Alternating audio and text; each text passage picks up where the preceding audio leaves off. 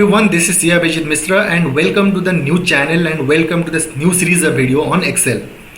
So if you're first time watching this channel, then please check it out my old channel, that is Sia Abhijit Misra, where I have recorded a lot of videos relating to the stock market, crypto, real estate and many other business and career opportunities that are available in the current market. So let's come to the main topic. So today I am going to discuss what is the meaning of Excel.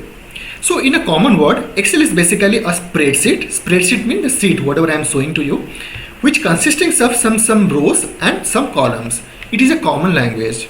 But practically if you understand or if you think, whether you are working in the finance, whether you are working in the HR, whether you are working in the marketing, whether you are working in the IT or any other professionals, in your day-to-day activities, Excel has to be used.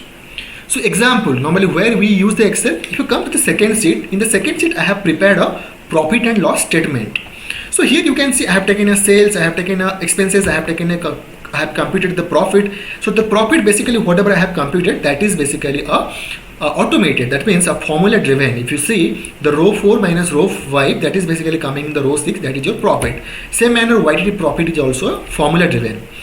So if you come to the budget sheet, so you can see this budget sheet is basically a budget sheet which is basically month wise and quarterly wise and also total budget for a particular company, and which is a lot of data. I am presenting a lot of data. Take the example, if you see here, I am presenting how much is the sales, how much is the shipping and how much is the costs, same and gross margin, expenses, many other things, and I'm able to present or I'm able to like record all these things easily by using this Excel sheet. If you come to the third sheet, here you can see I have maintained a customer data. The customer data, you can see if you're working in the marketing department, you can maintain the customer data in this format. And if you don't have if you don't have an automated software. So if you're working in the HR department also, the Excel is very much useful for you. Sorry, if you're working in the marketing department also, this sheet is basically very much useful for you. Same manner, if you see here in the employee sheet, I have maintained the employee data where I am writing the name of the employee, from where he is belonging, which department, same manner which is whether he is a full-time employee or part-time employee, the date of joining and year and many other things. And I am able to easily present by using this software called Excel. If you're working in the HR department also, this is very much useful for you.